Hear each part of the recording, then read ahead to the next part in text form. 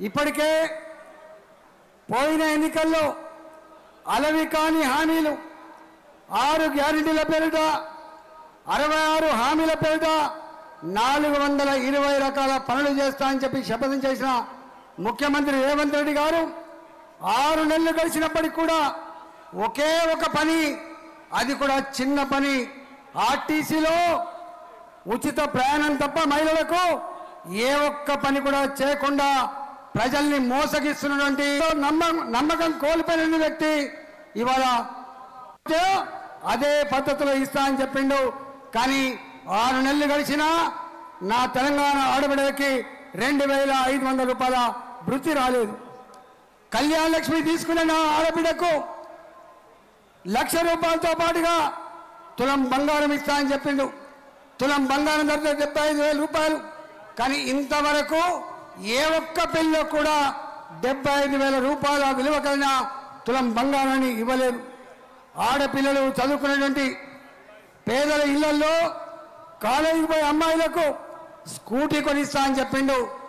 ఏ ఒక్క అమ్మాయి కూడా ఇంతవరకు స్కూటీ కొనియలేదు.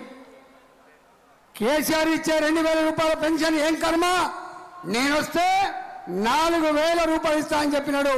ఇవాళ భర్తలు చనిపోయిన వాళ్ళు కావచ్చు, భర్తలు వదిలిపెట్టిన వాళ్ళు కావచ్చు, నా ముసలి తల్లు కావచ్చు, ఇంతవరకు ఎవరికి 4,000 రూపాయల పెన్షన్ ఇవ్వలేదు. 4,000 రూపాయల పెన్షన్ వస్తున్న నా సకలాంగులకి 6,000 రూపాయల పెన్షన్ ఇస్తా అని చెప్పినాడు. ఇంతవరకు దాని ఊసు లేదు.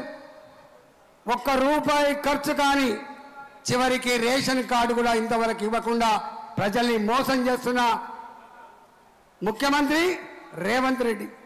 అందుకే ప్రజాక్షేత్రంలో పోయే దమ్ము లేక ఇవాళ ఒక దుర్మార్గపు ప్రచారం ఎత్తుకున్నాడు. భారతీయ జనతా పార్టీ అధికారంలో వస్తే ఎస్సీలకు, ఎస్టీలకు, బీసీలకు ఉండేటువంటి రిజర్వేషన్లు ఎత్తెత్తారని చెప్పి పదే మాట్లాడమే కాకుండా మన నాయకులు అమిత్ షా గారు మాట్లాడిన మాటను వక్రీకరించి మార్ఫింగ్ చేసి తప్పుడు కథనాలను ప్రచారం చేసే ప్రయత్నం చేస్తా ఉన్నాడు.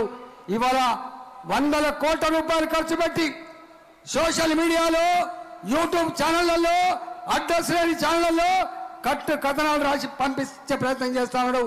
తెలంగాణ ప్రజలారా, భారతీయ జనతా పార్టీ ఎప్పుడు కూడా ఒకటే ఫిలాసఫీ ఉంటుంది. దేశంలో పూరెస్ట్ ఆఫ్ ద పూర్ కోసమే పనిచేసే పార్టీ భారతీయ జనతా పార్టీ మాత్రమే. అణగారిన వర్గాలకు సముచిత ప్రాధాన్యత కేవలం వెల్ఫేర్ యాక్టివిటీలో మాత్రమే కాదు, పరిపాలనలో కూడా, రాజ్యాధికారులు కూడా భాగం పంచుకోవాలని చెప్పి తపన పడే పార్టీ భారతీయ జనతా పార్టీ మనం చేస్తున్నాం.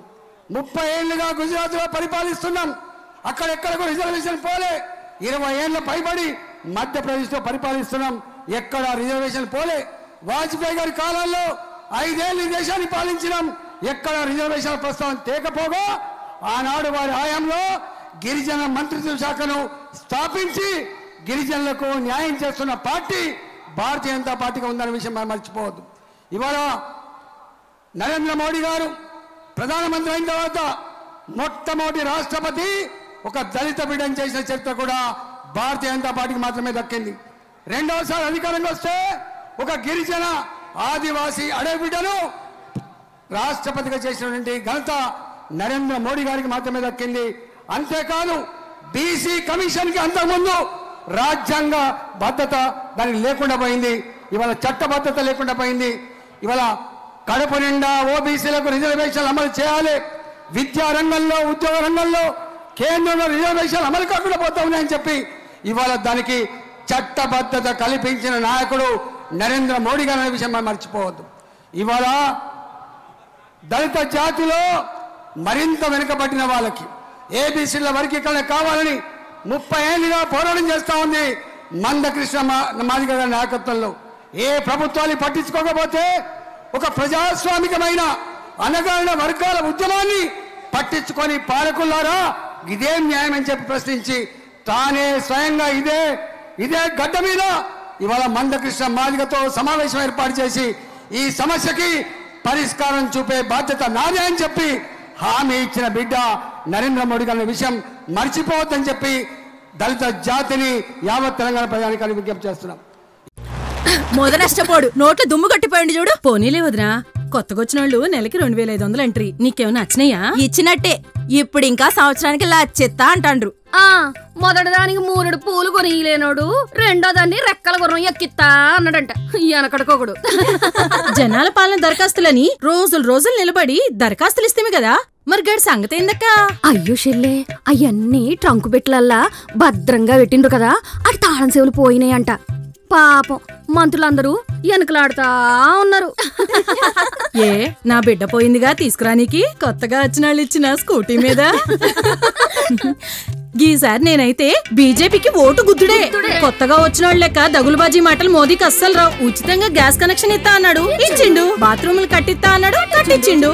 ఇస్తా అన్నాడంటే ఇస్తాడంతే. కమలం గుర్తుకి ఓటేద్దాం, బీజేపీని గెలిపిద్దాం. మోడీ మన అందరి నేస్తం, బీజేపీనే గెలిపించేద్దాం.